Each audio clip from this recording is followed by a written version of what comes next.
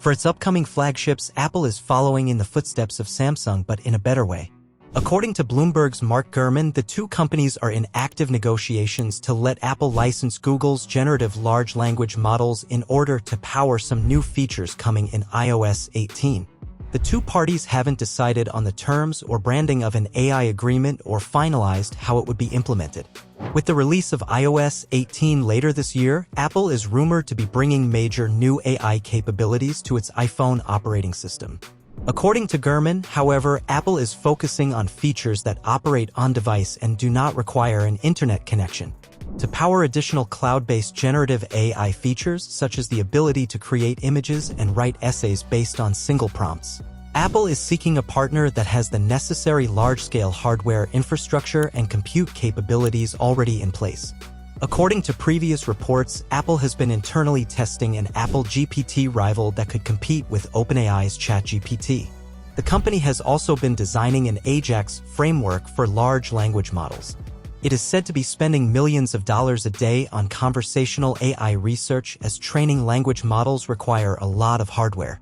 However, the technology is still not as advanced as the tools used by Google and other rivals, making a partnership look like the better option for Apple. Share your thoughts in the comments. Does Apple compete with Samsung AI in its upcoming devices? I'll see you in the next one. Peace out. For my regular viewers, you guys have seen this, so just skip to the next video, but if you're new here, then hit subscribe now and we'll get right into it. In 2024, Apple is set to release the iPhone 16 and iPhone 16 Pro lineup with an arguably more interesting feature set than we got with the iPhone 15 and iPhone 15 Pro. 5 key upgrades coming to iPhone 16. One of the most anticipated upgrades is the addition of the capture button. All 4 iPhone 16 models are set to get a whole new button, which will be located on the right side of the device below the power button. In the United States, this is where the mmWave, the 5G antenna, is, so Apple will be shifting that over to the other side. This addition, which Apple calls the capture button, will be used to take photos and videos when the iPhone is in a landscape orientation. It aims specifically at capturing 3D landscape video that will then be viewed on the Apple Vision Pro. Still, it will also be useful for taking regular videos and photos as well. The button will be a standard mechanical button like the power and volume buttons, but it will support multiple pressure levels. You'll be able to press down lightly to focus, then press down further to snap a picture or start recording. The feel will be similar to a multifunction camera shutter button. As a bonus, the standard iPhone 16 models will also get the action button that was introduced with the iPhone 15 Pro and Pro Max, so both the action button and capture button will be available across the entire lineup. Finally, a bigger display after a long time. Apple has been using 6.1 and 6.7-inch display sizes for all iPhone generations since the 2020 iPhone 12 models, but display sizes are finally set to increase slightly in 2024. The iPhone 16 Pro display is expected to be approximately 6.3 inches, while the iPhone 16 Pro Max display will be approximately 6.9 inches. Screen sizes are bigger because the iPhone 16 Pro and 16 Pro Max will be about 3 mm taller and around 1 mm wider. Thickness isn't increasing, but the weight will go up just a bit because of the size jump. Unfortunately, the size change will be limited to the iPhone 16 Pro and Pro Max this year, and the iPhone 16 and 16 Plus will still measure in its 6.1 inches and 6.7 inches, respectively. Camera upgrades. Apple has camera changes in store for all of the iPhone 16 models. For the iPhone 16 and iPhone 16 Plus, there will be a new vertical lens arrangement that does away with the diagonal arrangement Apple has used for the last several years. The change is expected to let the iPhone 16 models capture spatial video, a feature limited to the 15 Pro and Pro Max right now. The biggest update will be limited to the iPhone 16 Pro and Pro Max, though. Apple is upgrading the ultra-wide camera to 48 megapixels, bringing improved images in lower lighting conditions. The lens is expected to work like the 48-megapixel wide camera, which uses pixel binning to combine the data from 4 pixels into 1 super pixel for better image quality. Since spatial video recording uses both wide and ultra-wide cameras, spatial videos will get a boost with the new Pro models. Apple is also going to bring the 5x telephoto lens to the iPhone 16 Pro this year, and that's presumably possible because of those size as mentioned earlier increases. 5x optical zoom is available on the 15 Pro Max right now, but both Pro models will get it in 2024. Faster 5G. With the iPhone 16 Pro and Pro Max, Apple plans to adopt Qualcomm's latest Snapdragon X75 modem chip.